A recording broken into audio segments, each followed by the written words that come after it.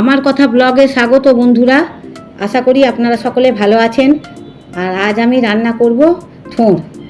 এই থোড়টা রান্না করতে কি কি লাগবে সেটা এখানে আমি দেখাচ্ছি।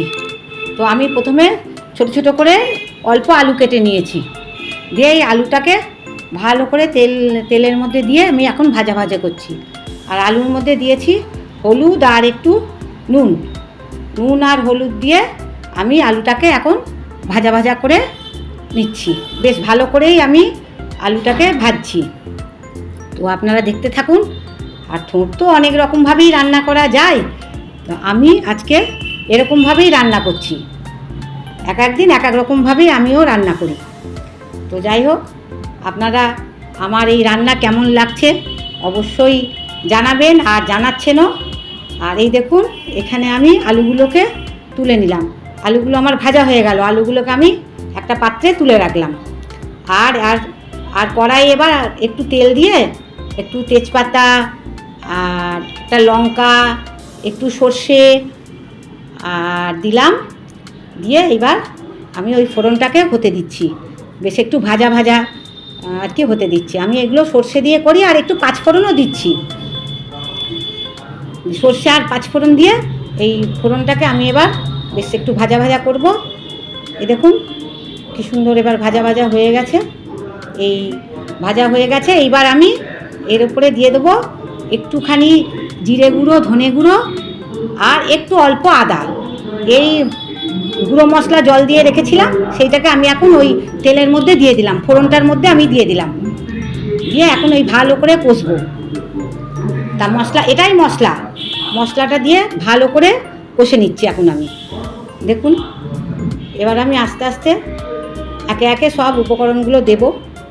তো দেখতে থাকুন। এই যে আমার ভাজা বেশ ভালোভাবেই হয়ে যাচ্ছে। আর ওই এবার আমি দিয়ে দিচ্ছি একটু টমেটোও দিয়েছি। আর এবার একটু নুন আর একটু চিনিও দিয়ে দিলাম, কেননা থোড় মোচা যাই বলুন, নুন হলুদ সব এই যে দিয়ে দিলাম। এবার আমি নুন হলুদ মিষ্টি এটা দিয়ে দিলাম। আর থোড় তো অনেক রকমভাবেই তো ওই যে বললাম রান্না করা যায়। তো আজকে আমি তো এইবার অল্প কটা ছোলা ভিজানো ছিল আমার। সেই ছোলাও যে যেরকমভাবে পছন্দ করেন সেই সেরকমভাবেই দেবেন। তা আমি অল্প ছোলাই দিলাম। তো কাঁচা ছোলা আমার ভেজানো ছিল, সেই ছোলাটাকে এবার আমি ওই মশলাটার মধ্যে দিয়ে দিলাম।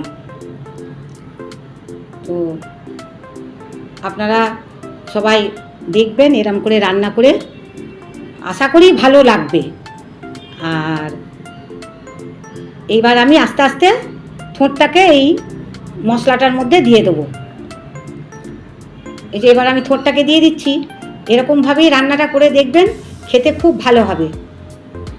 আমরা তো রান্নাটা করে খেয়ে দেখলাম, বাড়িতে সবাই ভালো বলেছে। আশা করি আপনাদের বাড়িতেও সবাই খেয়ে ভালোই বলবে।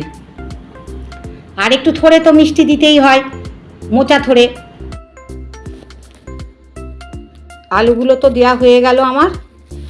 এবার আস্তে আস্তে আলুগুলোকে একটুখানি ওই থোড়ের সাথে এবার মিশিয়ে নেব।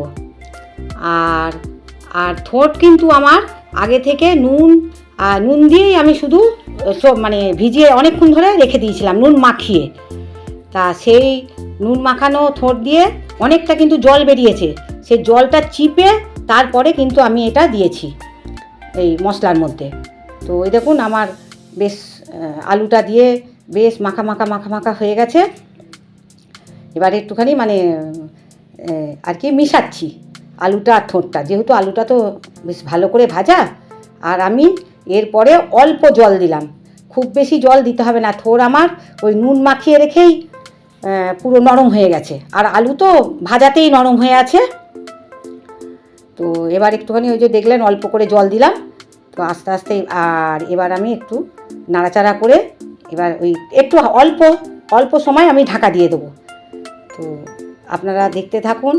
আর এইবার আমি এই যে ঢাকাটা এবার আমি দিয়ে দিচ্ছি। তো খুব একটা এই 5 মিনিট এরকম সময় মতনই আমি বেশ ঢাকাটায় দিয়ে রেখেছিলাম। এই যে এবার আমি খুললাম, দেখুন জল কিন্তু আমি বেশি দিইনি একদম, তাতেই কিন্তু আমার সুন্দর সেদ্ধ হয়ে গেল। ছোলাও খুব সুন্দর সেদ্ধ হয়েছে। আর এই রান্নাটা অবশ্যই আপনারা বলছি করে খাবেন। আর আর বলি, আর আমার কাছের বন্ধুরা আপনারা তো সঙ্গে আছেনই, আর তার সাথে সাথে আমার দূরের বন্ধুরাও আছেন, আমার পাশে আছেন। আপনাদের সকলকে আমি ধন্যবাদ জানাচ্ছি। আর এবার আমি একটুখানি ওপর থেকে ঘি ছড়িয়ে দিলাম, কেননা ঠোঁটটা তো আমি কোনো পেঁয়াজ রসুন দিয়ে করলাম না, পেঁয়াজ রসুন দিয়েও তো হয়, তো আমি কোনো পেঁয়াজ রসুন দিইনি, তো ওই জন্যে আমি একটুখানি ঠোঁটের ওপরে ঘি ছড়িয়ে দিলাম। আর এবার আর একটু নাড়াচাড়া করে দেবো। এই যে একটুখানি ঘি পড়েছে বলে আবার ওই 1 চামচ 1.5 চামচ মতনই আমি ঘিটা দিলাম। তা আমি তো ঠোঁটে খুব একটা তেল দিয়ে রান্নাটা করিনি, ওই জন্য একটু ঘিটা দিলাম। আর দিলাম সামান্য গুঁড়ো গরম মশলা। এবার একটু ওপর থেকে ধনেপাতা ছড়িয়ে দেবো। আর ধনেপাতা তো সবুজ রং, কী সুন্দর দেখতে লাগছে, তো ওই ধনেপাতা ছড়িয়ে দিলাম। এবার আর একটু লঙ্কাও দিয়েছি ওপর থেকে, কাঁচা লঙ্কা দিলাম, দেখতেই পেলেন। এবার একটু নাড়াচাড়া করে দিচ্ছি। আর আর আশা করি আমার কথা, আমার রান্না আপনাদের ভালো লাগছে। অবশ্যই অবশ্যই বাড়িতে একবার আপনারা করে খেয়ে দেখবেন এই রান্না, আশা করি ভালো লাগবে। থোড় রান্না খুবই ভালো হয়েছিল আমার এই থোড় রান্না। আর একটু অবশ্যই লাইক কমেন্ট তো করবেনই। আর খুবই ভালো লাগছে আমার দূরের বন্ধুদের কমেন্ট পেয়ে, আমিও আপনাদের পাশে আছি, অবশ্যই থাকবো। তো আপনারা এরকমভাবেই আমাকে উৎসাহ দেন, আমি আপনাদেরও সঙ্গে আছি। তো যাই হোক বন্ধুরা, আজ আমি ভিডিও এখানেই শেষ করছি।